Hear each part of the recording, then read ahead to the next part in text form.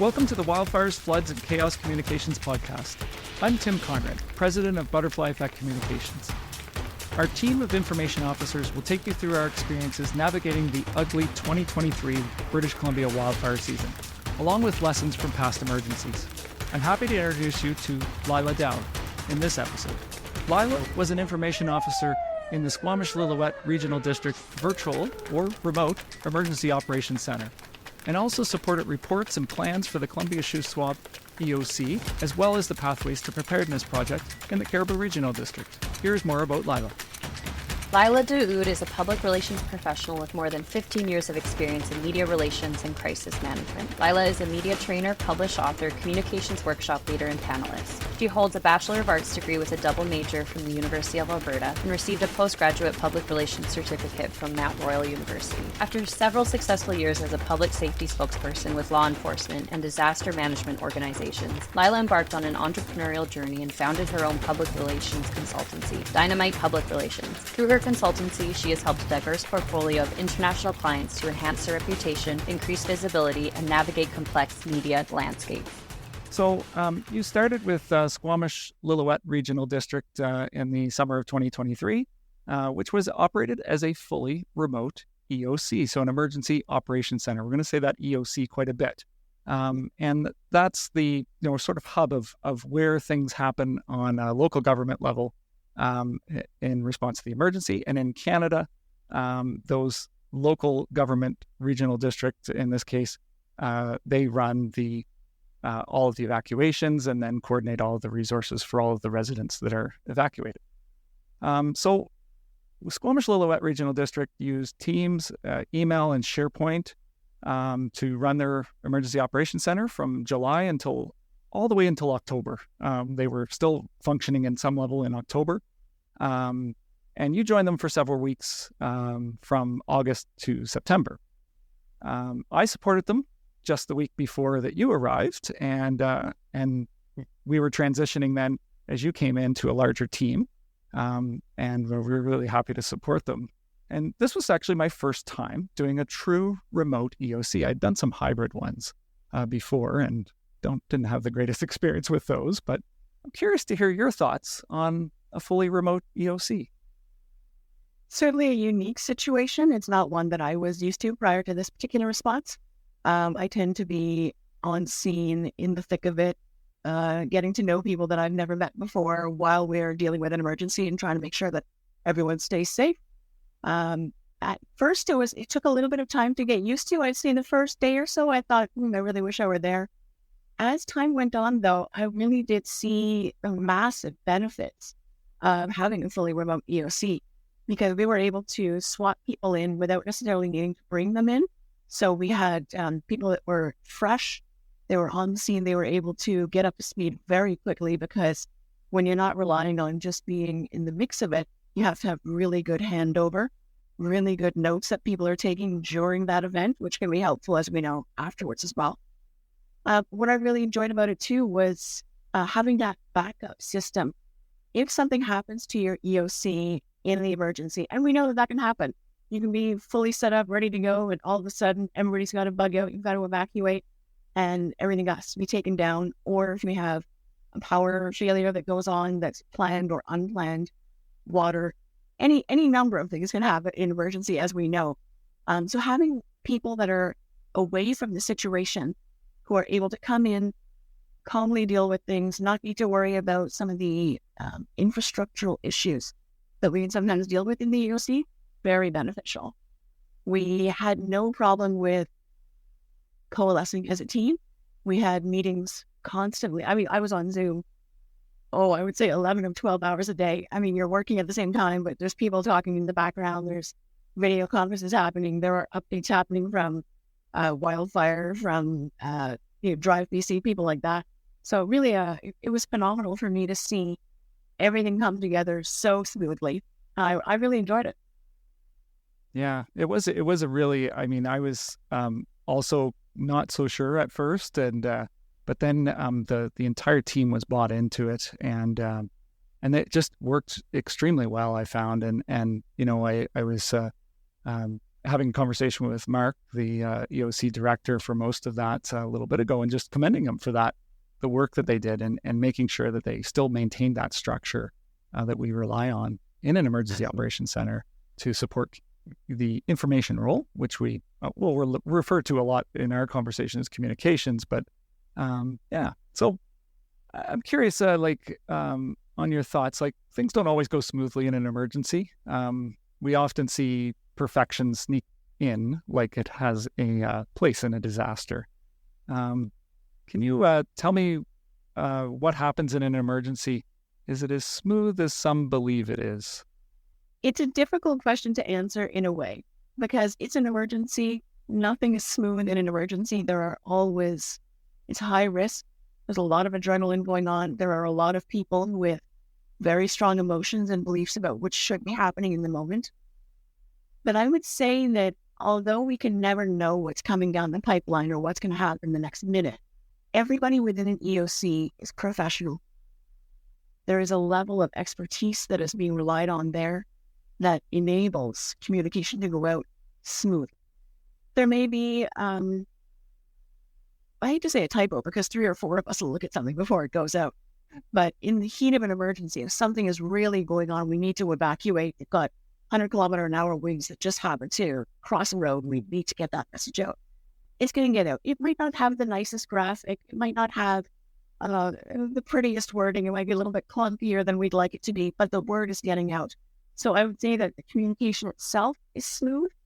The delivery, if we had 3 or 4 months to finesse the wording and the graphics and make sure everything looked great, there was not too much pixelation on a particular map, then we would go for those things. But in the heat of the moment, I would say that there is that reliance on the expertise that makes things go smoother.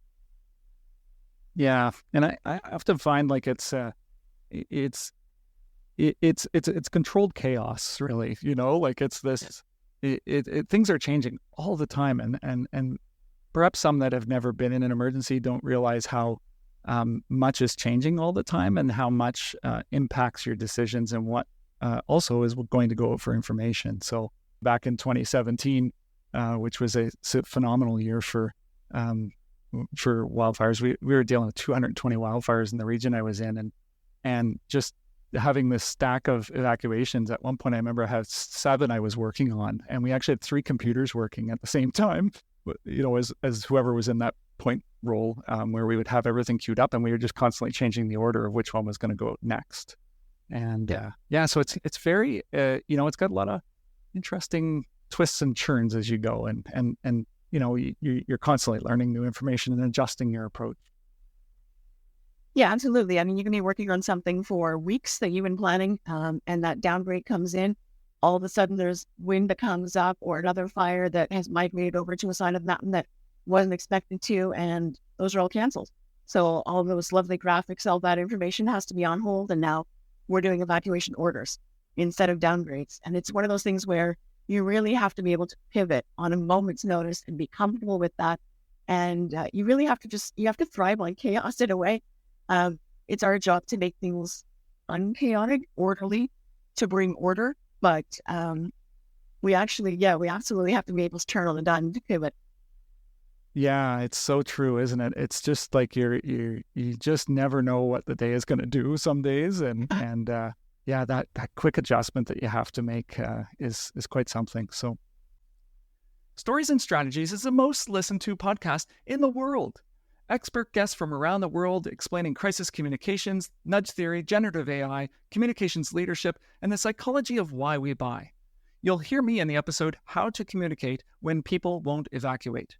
And what makes this podcast different is it focuses on stories, not a download of information. And I've been a listener right from the beginning. Stories and Strategies with host Doug Downs on all podcast directories and YouTube. So as we know, in an emergency, there's just tons of media and social media attention. It grows massively. I often get reports of impressions that are in the billions. That's with a B, billions.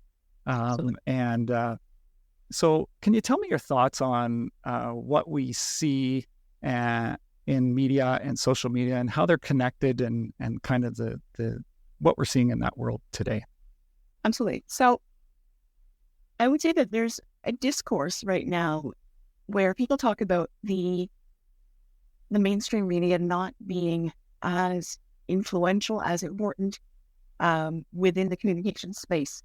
And therefore, there's this idea that communications isn't getting out as much as it used to. And I think it's actually the opposite in an emergency. Because we have so many eyes focused and fixated on that one particular area, it's not enough we used to be able to do things like we will have a media availability at 3 and another one at 6 if something happens. And that would be all that we really needed to do. And nowadays, we have to send it out to the local media. We have to make sure we have something to send out to the local Facebook groups that are disseminating our message to those who, because if you're on the road, you're not checking the local news station. You're listening to friends, family. You're checking your Facebook. You're checking Twitter. You're checking TikTok for some people. I think it's now the second most used search engine is TikTok. So it's not enough to just have that one piece of communication. We have to be ready with multiple pieces of communication for multiple different platforms. It has to be platform relevant. You can't just sit and read a press release for TikTok. It's not going to work. And you can't ignore them either. So it's not a situation where, okay, we've given our update at 3 p.m., next one will be at 6, and sorry, there's no information in between. If we have a rumor that's popping up on Twitter or Facebook or wherever at 4 o'clock, or we've got video that's purportedly being taken, from a particular area that is, it's relevant for a particular reason. And it can be for numerous reasons. It can be erroneous information. It can be fire that's spreading, whatever. We need to be able to respond almost immediately. And having that backup, having that remote EOC, having the communications backup to help is so crucial now, where before perhaps you could get away with 1 or 2 communications people in the EOC and it would work. But now when we've got the website, for example, that we were working on, I think was built and designed with the idea that 60,000 people wouldn't go to a main website in 1 minute. And what we saw was that millions came in within a minute. And if you're not ready to handle that kind of traffic, and what happens if one of those things isn't functioning the way you want it to, or you're not able to get that graphic uploaded, or whatever it happens to be, or X happens to be down that day for whatever reason, you need to be ready and ready to disseminate that information in a million different ways. We saw what happened with Facebook, for example, where there was a change in how mainstream news was being disseminated on Facebook. We had to be ready to handle that and to deal with it. That's the role of the communications people and the emergency communications people specifically. Mm-hmm.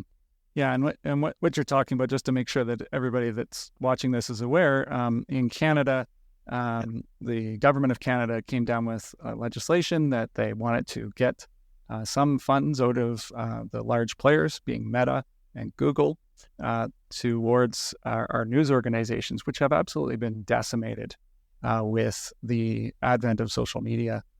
They've seen their advertising revenue just vanish. And so what happened at this stage is Google did come to the table and negotiate and brought $100 million to the table to then be distributed to news organizations across Canada. Meta just banned news across all of their platforms. So in Canada, we can't post any news from any source anywhere in the world. We're banned from doing that. You can't see news from other parts of, we can't just put a link in there and share it. So that's all blocked. So it's quite a big thing. And this was our first experience with it this summer. So can you tell me about the importance of having the right spokesperson, for example? Again, I do want to go back to one other thing as well, in that because we have this defunding of the media, it's really tragic, and it is beginning to impact local news and provincial news across our country. What I would say is that it's even more important, and this is linked to choosing the right spokesperson, because it used to be that you do one interview with one local newspaper, and maybe they had a distribution of 5 or 10,000 in your community, and if it wasn't the best interview, or if it was absolutely just not a good interview at all, the damage was somewhat contained. It's not great to ever have that, but it was contained. Nowadays, because we don't have as many independent newsrooms, we have news wires. So, for example, if the Canadian press does a one-on-one interview with your spokesperson, that interview isn't just going to Canadian press. It's going to go across your province, throughout all of your community newspapers, and across Canada. We had one interview where it was one particular interview in the middle of the disaster, and we had, I believe it was 98 different hits on that one interview in 98 different news sources. So it's really important to choose the right spokesperson and to have them really well trained, have those key messages, and practice with them. I know that there is a propensity to choose a person that is the most senior or a person with authority to be the spokesperson. While we always strive for that, it's not necessarily the best choice. If you have somebody, for example, who is an elected official, there may be politics at play there where there's certain opinions that might not be the prevailing opinion of those that have been hired into the EOC to handle and manage this crisis. There's other situations where some people just don't really like being on camera, don't like being on the radio. And there's another situation we also have to be really conscious of, and that's that this is happening to people within their own community. It's very hard to have an objective, I hate to say emotionless, because we do want to communicate emotion and seriousness, but there does need to be a little bit of detachment in some ways when we're getting important information out to people about evacuations and things like that, or about the state of community. And when we have people that have certain attachments or any number of things that just don't really qualify them to be the best person for the interview, we need to make sure that those things are handled and talked about well in advance of a disaster. And that whoever is selected has that other person, that communications person, who is willing to tell them, that's not the best message that you could have. Maybe we can word it like this. How about we use these key messages? Sometimes when we have people that are internal, like it's somebody's boss, for example, we're really hard to say, oh, no, you're really bombing this one. You're really not doing the message that you really need to get out here, or you're really just babbling. And we need to, having that outside help really does help strengthen that communications message. It does. Yeah, absolutely. And I want to just jump on the couple points you made, in the media training, and you can call it media training, you can call it, spokesperson, speaking training, whatever you want. Highly important for people that are going to be doing this role. It's over and over and over again. I don't think people realize how much you end up repeating a lot of interviews and things like that in the run of a day. And it takes that sort of rigor that you go through in that training to get used to that and how that happens. So I'll say that I've been doing this for 18 plus years. I've done, at this point, more than 2,000 interviews, I think. And I train people, I provide media training. I am still nervous when I go on camera or when I do an interview with a journalist. And I think that that's really important to note. It's not that I'm not confident. It's that I know that this has to go well to get the best outcomes for my client and for the community. It's really so important. This isn't a community event. If it fails, well, that's too bad. Lives are on the line, properties are on the line, communities are on the line, and it has to go so well. So the idea of, well, I've already done interviews before, that's okay, I know what I'm doing. I think that can be a really dangerous sentiment to have. Practice, I won't even say makes perfect, but practice is absolutely necessary. Having those key messages and having that disinterested, third party is so important, and making sure that message gets out and is clear. Yeah, and it comes back to that. We hear from people all the time that talk about they say the messaging is confusing. And if you have a spokesperson that goes on and each interview in a run of a day, they say something a little bit different. That's where that comes from, some of it. And I again, with the media training, I'm like you. I get nervous when I'm doing interviews, and I find the more nervous I am, the better I end up doing. It's just an interesting thing, right? So, but I like feeling the nerves. When I feel the nervousness, I see that as a good thing. And I just want to add too, I've done media training at least a dozen times. So I do it as often as I can, and I try to get as much practice in. I like that grind that you go through in a media training session. So it's really good. Absolutely. So There's always something to learn. yeah, absolutely. And so I'm curious as to your thoughts around graphics too, because we as we talk about social media, that becomes really important, and we're starting to see that, being a little bit more important to media as well. So tell me about your thoughts on graphics. Absolutely. I really like graphics. I'm a big fan of something that's called snackable information. It's well and good to put out something that's 3 pages long with all of the information that could possibly has come out, so people can review it. But there's a point at which there's information overload. And I think that we have to be cognizant of the fact that this is a highly emotional, highly stressful situation for people. Overload of information isn't your best bet. Clear, concise, really brief visuals or talking points are your best. It helps people to really understand it. If I tell you, we need to have the grab and go kit, and here are 37 different things that you can put in it. Oh, and by the way, you should probably have your kids be involved. Let them know what's going on. And does your spouse know what's going on? And whose truck are we taking? And is the truck gassed up? And which gas station still has gas in it? It becomes all too much where people just can't handle the process, their own emotion, let alone getting everything ready.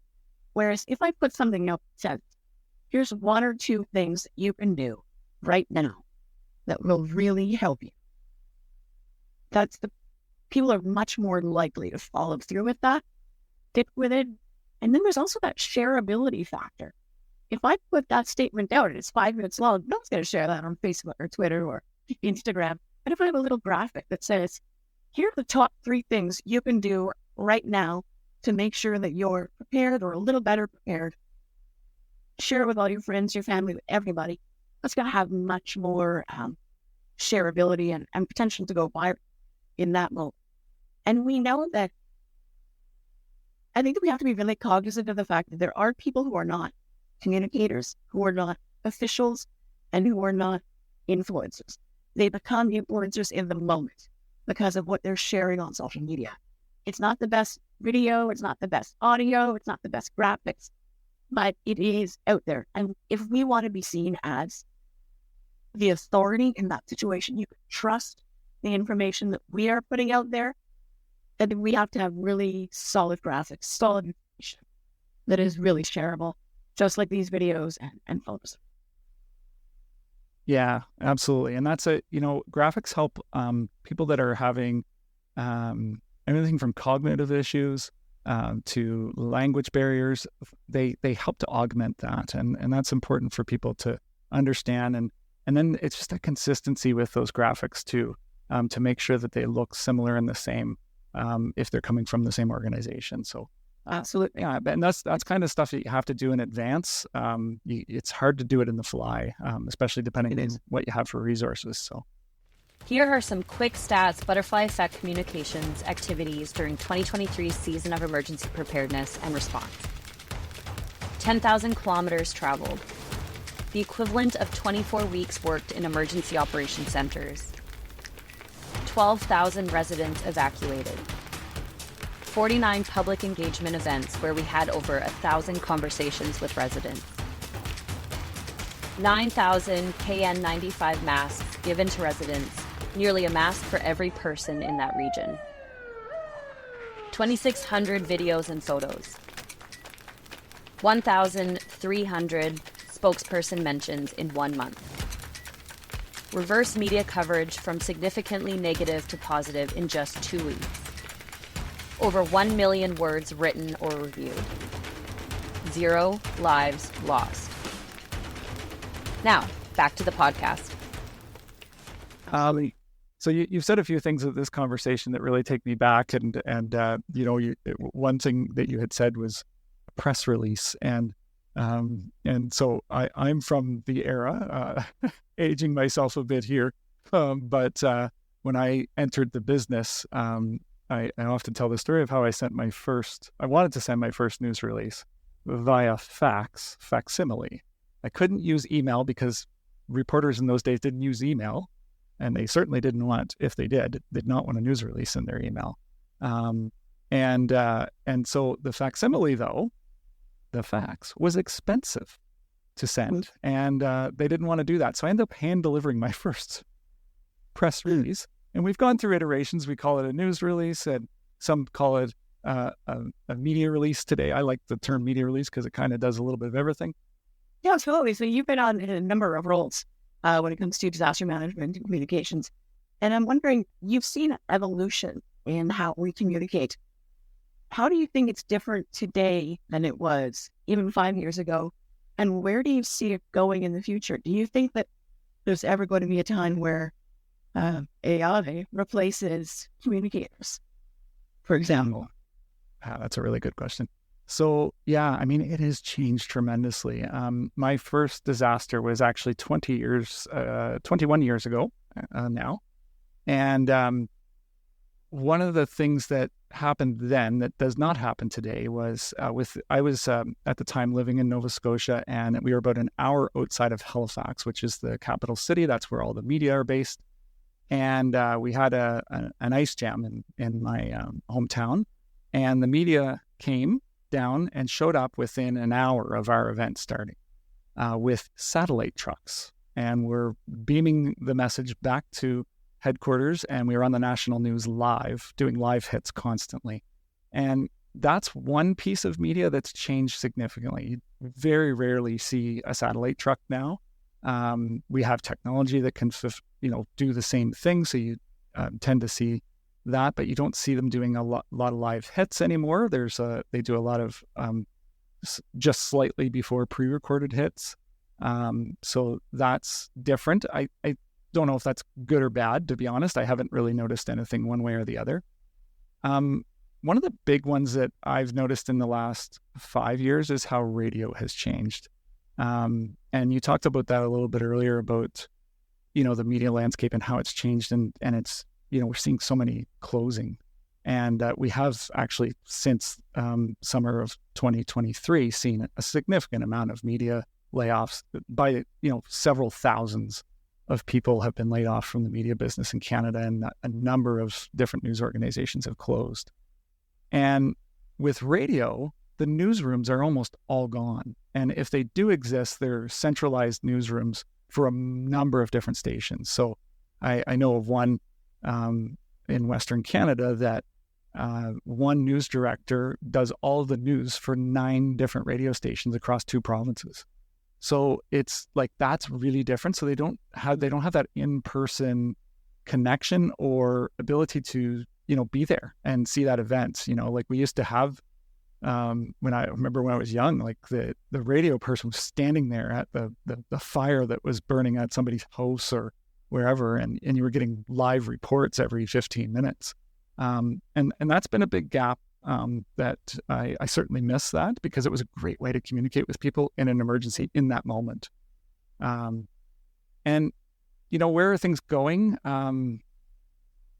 The thing that kind of, AI is there, and AI is a great tool that we are using in emergencies now.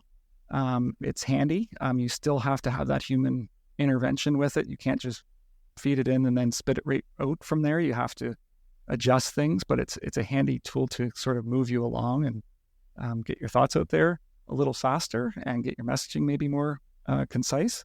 But the one that's really kind of nagging at me is trust, and the trust the public has in organizations, particularly governments and media and so on, and what they're seeing and such is accurate. So, and that's not something we can solve in an emergency.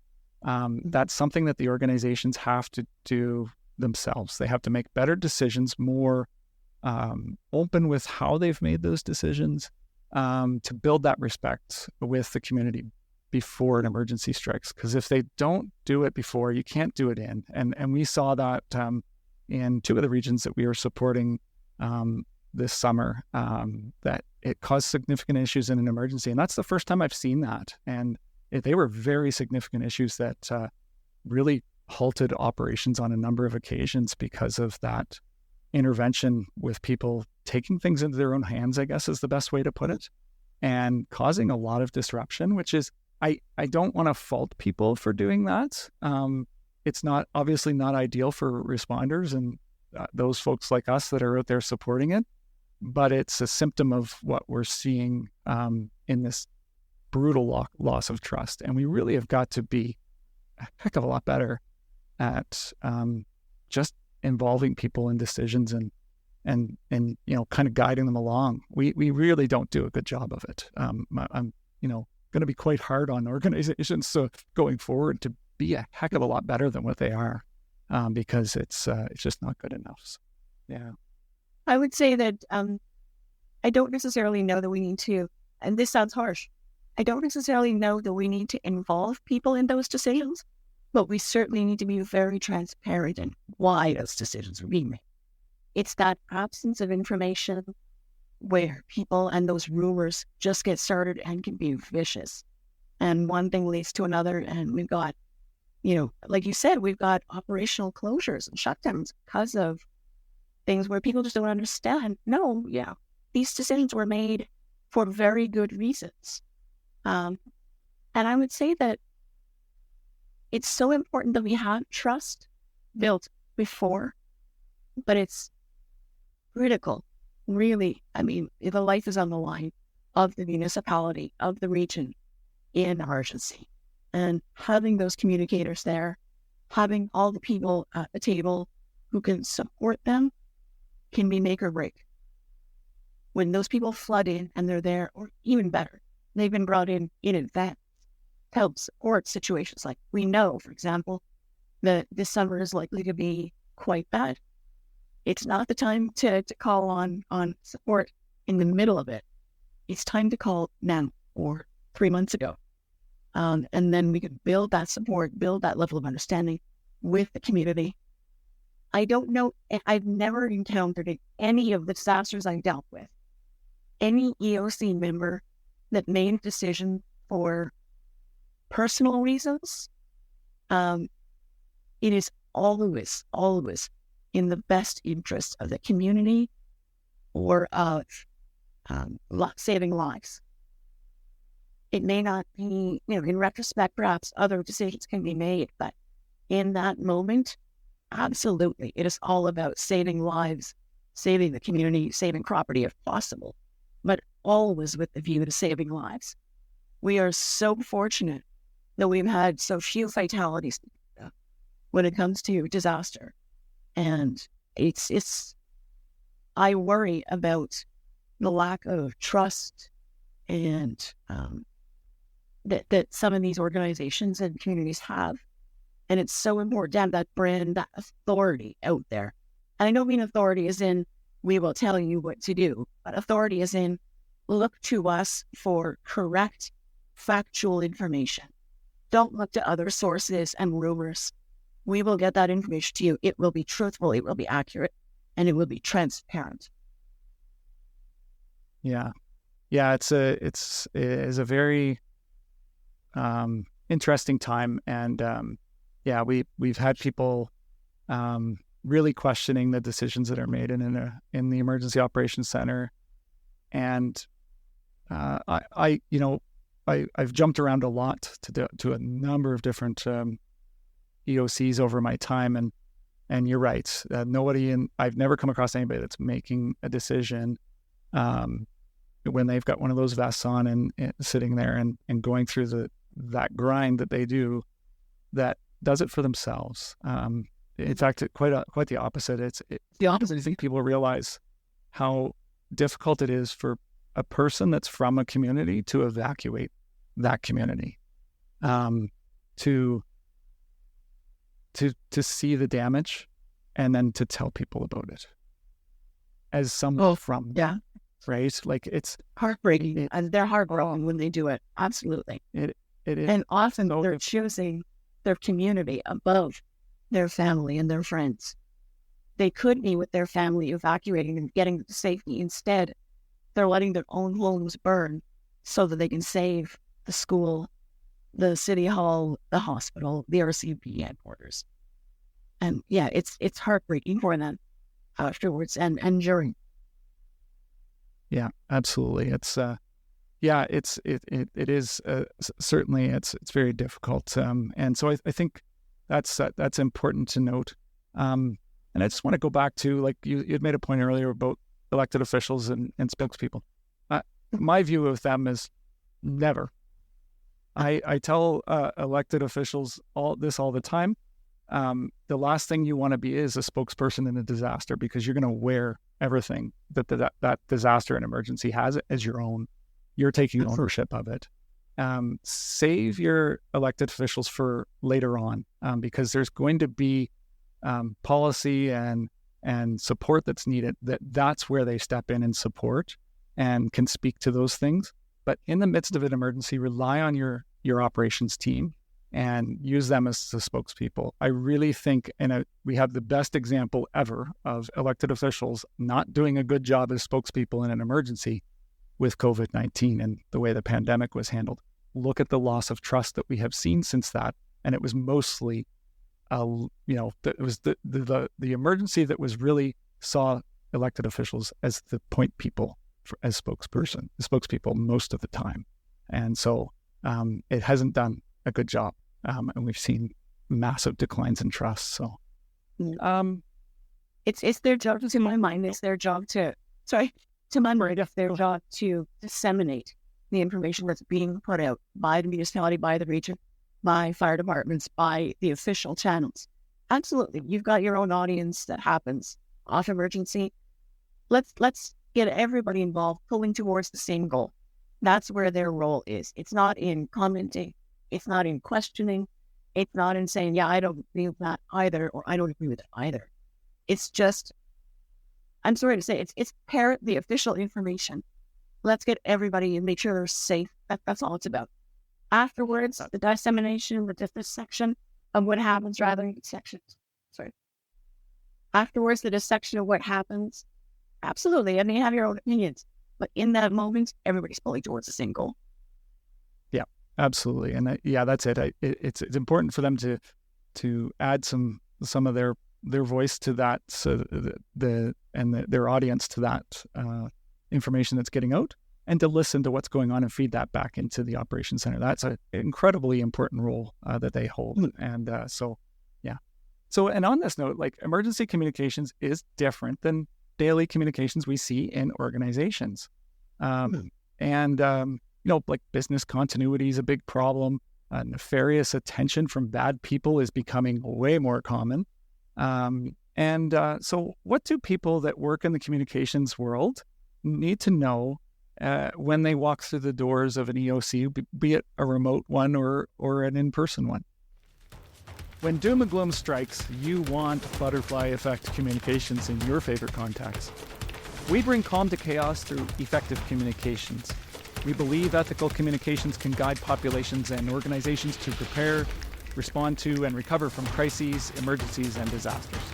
But hey, we're not all doom and gloom. We do fun things too. We can help with projects like stopping glass from going in a blue card, or grease going down a drain, writing a report, or understanding how a community feels about something new. Maybe those aren't all that fun, but they are to us. When you are looking to engage, educate, or expand, put Butterfly Effect Communications in your favorites. Find us at www.butterflyeffectcommunications.ca. So I'd say, before you even come into the EOC, make sure you're the right kind of person. It's you've got to be able to pivot really quickly. You have to be able to commit time. It's not a 9 to 5. You will be there as long as you are needed.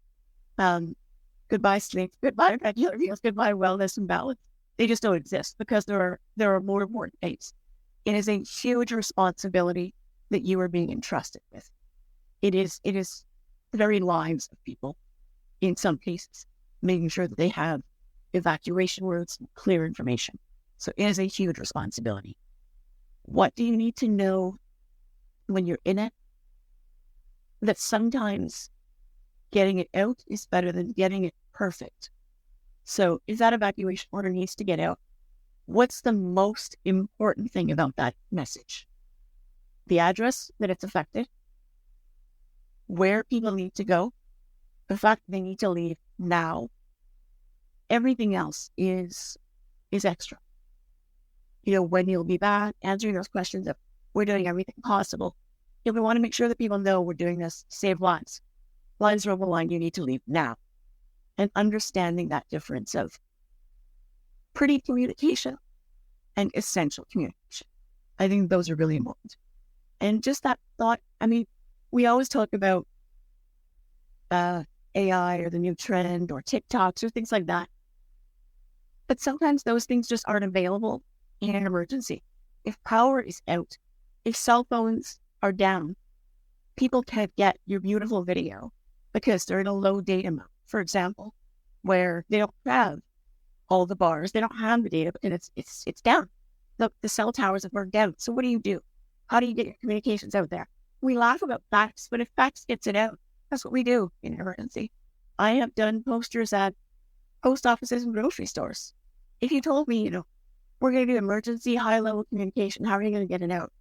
Grocery store poster probably wouldn't be on my list. And yet it was one of the most effective ways that we got the message out. Everybody needs groceries. Everybody needs. So where do we go to where people are going to get that information? So it's just that being resourceful, all hands on deck. You can absolutely say, I think that this would be better if, or I think maybe if we said it this way, it would be clearer. But there's a pecking order in an emergency. It becomes almost militaristic, or there are hierarchies. Whenever the EOC director says goes, you don't like it, that's too bad. Keep pushing what you think is right. Make that case. But at the end of the day, they're the director. Yeah, absolutely. Yeah, totally different. It is a very different style, and it's the interesting thing I find with it too is there's a lot of people that jump in there from regular communications roles, and they get stuck into a tactics vortex where they're just slapping out different things, communicating, hoping that they're going to work. And you really do need to overarch it with strategy. You need to take that time to think about it. And it's hard when you're making decisions so fast and it's so quick. Like, I had a conversation with one person this summer, and I gave them information, and I said, okay, what's the decision? And they go, well, I need some time to think about that. And I said, I just gave you the time to think. You've had enough time, but I have to get this going. So, and that's the way it is. And it's, looking at your team as well, and just, ensuring that you've got the right people and thinking way in advance and thinking worst case scenario a lot of the time. That's one thing that we don't do. The worst thing that can happen will happen. We know that. We've seen multiple systems go down. Yeah. So it's, looking at that. And you mentioned earlier, you go back to paper, and in an emergency, you do really need to think about that. You need to stop thinking of technology, because a lot of people lose their technology. The moment they leave their home, think about all the things they lose. They only have their phone left at that point. But they're working off of that and perhaps the radio in their car. So how are you going to reach them? How are you going to get information to them? So you just really do need to think about them different. So yeah. Absolutely. Well, Well, Leila, it's been a great to speak with you about your experience in the 2023 wildfires. You bring a lot to the team, and I really appreciated having you on the team. Little did I know that when we had a chat, we bumped into each other in the hallway at the CPRS, Canadian Public Relations Society National Conference in Whistler last June, and had a great chat in the hallway. And who knew that we would be working together so much later that summer, right? So it was just kind of crazy. So, and we came up with this nickname for our team after a while called the Frass. And you'd have to look that up to understand, but I'm going to leave that there. And I wanted to thank each of you in your own unique way. So I had a friend do an illustration that I'm giving to you now. Hope you enjoy it, and keep an eye out for additional podcasts from us. We're working on some others, and thanks, Leila. I really appreciate you joining me today. Thank you for joining us for the Wildfires, Floods, and Chaos Communications podcast. We are so appreciative of all of those who we work alongside, who take time from their lives and communities to help others. And we are loaded with pride for how responders react and residents respond. You can catch longer versions of this podcast on the YouTube channel for Butterfly Effect Communications, which includes photos, videos, and sample graphics from last summer. Thanks to the team at Stories and Strategies podcast, my friend Mike Brown with the Dark Poutine podcast, and Kendra Stoner for voicing the guest bios. For more podcasts, learning opportunities, and resources, visit www.butterflyeffectcommunications.ca. That's also how you can connect if you'd like to hire us for disaster, emergencies, crises, issues, or, hey, even the fun side of public relations. We like that too. Thanks for joining us. Oh, hey, I forgot something. Do one thing this week to get prepared for an emergency at home. Try this one. In case of emergency, ICE. In your device, put ICE1 behind the last name of your first emergency contact and ICE2 and ICE3 so you have some backups. The Wildfires, Floods, and Chaos Communications podcast is a 2024 production of Butterfly Effect Communications Incorporated. Make sure you share it with someone and go back and listen to another episode, okay? Thanks.